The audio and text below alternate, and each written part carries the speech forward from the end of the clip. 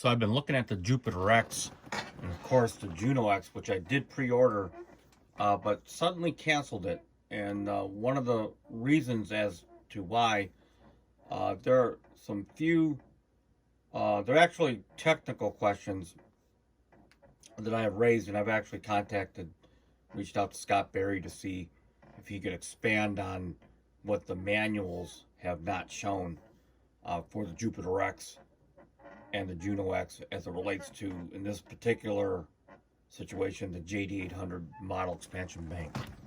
So for those of you that own a JD800, may already know, may actually understand what I'm going to say, and for those that don't own it and never had, you wouldn't even know to even raise this question, which therefore may not make much of a difference to you. But what made the JD 800 was that unique is it had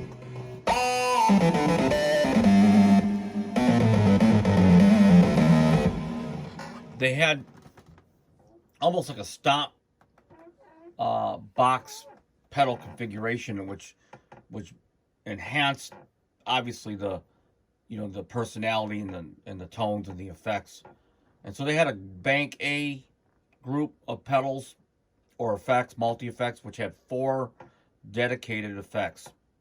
And they're hardwired to like enhancer, distortion, and all that. They had a Block B, which was a multi-effects B, which was like a reverb, chorus, and delay.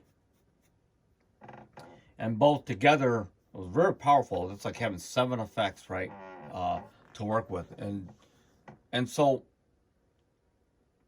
owning the, it's not really the Zenology, it's owning the plugin, which I own, is pretty much to the T of how the actual JD100 works. Now, as it relates to Jupiter X and all that,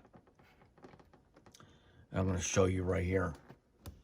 So what I suggest to do, really in anything, is just to go kind of take a look at the manuals, and that will give you a lot more information than just sometimes in the videos. So here's Effects Group A, and this is not the manual for the JD800 itself. It's the manual for the actual Roland plugin, the VST. And this is not the Zenology version either. So there's your spectrum, enhancer, phaser, and that's Group A. Effects Group B, we're talking about chorus, delay, and reverb. Okay, and these are the parameters you can adjust. So that's just to kind of show you how this is made up. Okay.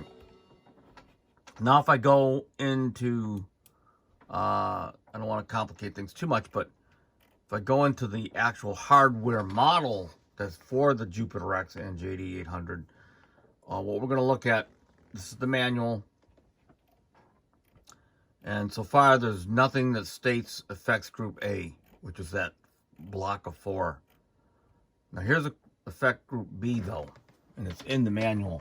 And this, very similar. You got the delay, reverb, and then, of course, your chorus. So where are they getting, the question is, it's in that model, you buy it, install it, where are they getting all that other stuff from? And so there's 2 questions. It's almost like a 2-level question, because if the model Group B implies that the effects are coming from inside the model, so they're not taking advantage of like the actual Jupiter multi-effects. So if you pull up a JD800 sound, you're not using the actual internal engine that's assigned or appropriated for the actual sounds inside the Jupiter or the Juno, which is kind of clever. So the DSP is within the actual model expansion, which is clever. But if the model expansion is missing Effects Group B, which it may or may not be, which I don't see in here, by the way. I'll look one more time.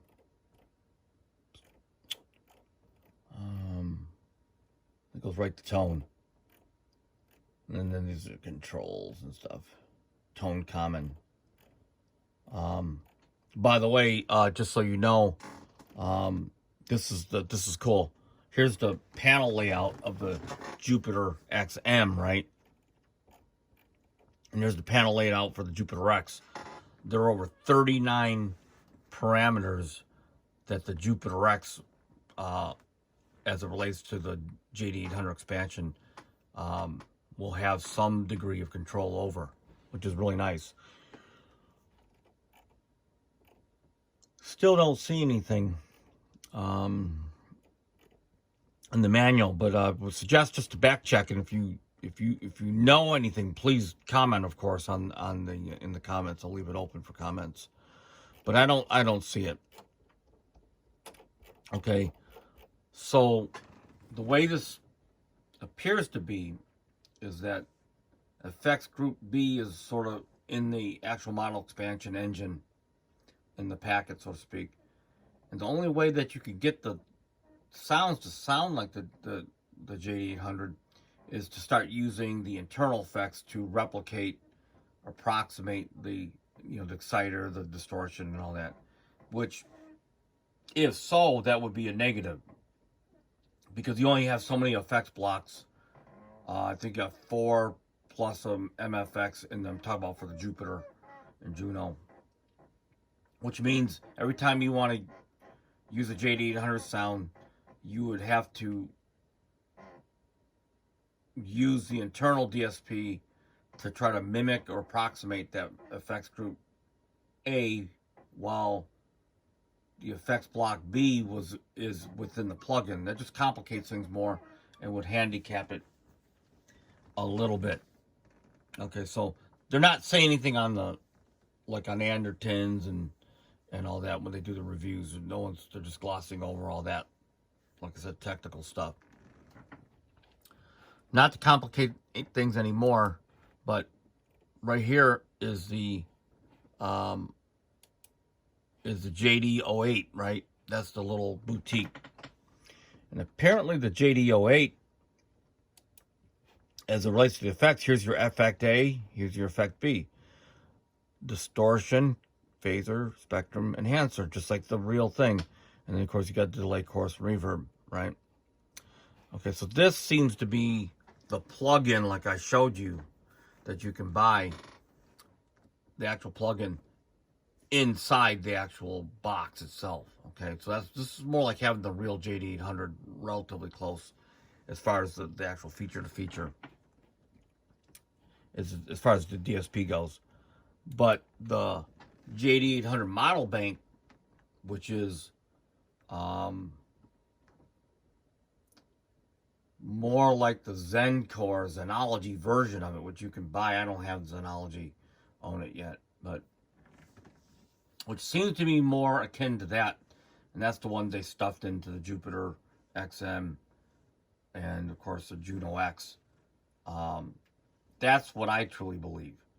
Although my memory, I did the demo on the Zenology version, and it seems like they had an effect called the 4-in-1, which was basically an actual multi-effect that gave you those 4 those 4 effects that were specifically designed for the JD800, all in one actual plugin. So maybe it's implemented, but I don't see it. I don't see it in this manual. That's the only thing I don't see the 4-in-1 on here. But to me, it seems like this would be more like that. So, but those of you that have it, and feel free to comment. Maybe you can expand on what I don't know based on the manual. But these are things that I kind of want to know how it works. It doesn't mean that if it doesn't do it, I'm not going to buy it, because there's another aspect to owning these. There's a concept of owning these newer Roland pieces that are well integrated into the software, into the product line, is that you can not just have a lot of the stuff, key pieces that you own, like myself, but they get to live under one hood. And sort of that vision that I can understand that Roland is doing by not like recreating analog is because they want to keep things moving and reimagined so that, you know, I could take a Juno and layer it with a JD800, for example, or layer it with the 5080. And these are things that just we dreamed about doing, but just weren't possible. So you would have to go get all the hardware, MIDI it together, run all the audio through and all that. And this totally blows that whole old school way of doing things. It's just, for myself, I just want to know, coming from this original gear, how that stuff works, and where the bottlenecks may be, so I can understand this before buying into this. Because, you know, the Jupiter X is about $3,000, and the Juno X is about $2,200 after taxes, and just kind of expensive.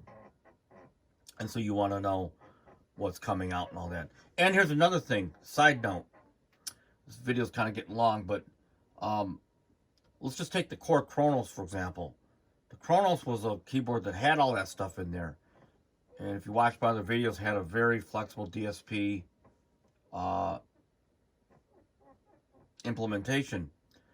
But because everything was so cumbersome to use, it became, unless that was the only thing you had, it became an instrument that you didn't want to go deep diving into.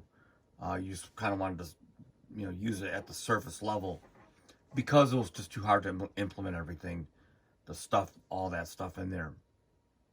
And that's what you kind of have to be careful, and hope that Roland, you know, especially with the Jupiter X or the Juno X, maybe perhaps they learned a few things about the Jupiter X that they would have changed. So if you look at the Jupiter X, the little digital screen is where you need it to be. It's in the center, like, of the keyboard, where you're going to have your eyes, as opposed to the top left-hand corner on the Jupiter X. And so you just kind of have to be careful and think things through, because you don't want to get a piece of gear that makes you want to not use it because it was cumbersome to use. Little things like that. So anyway, please again, leave any questions or comments, and until next time, peace out.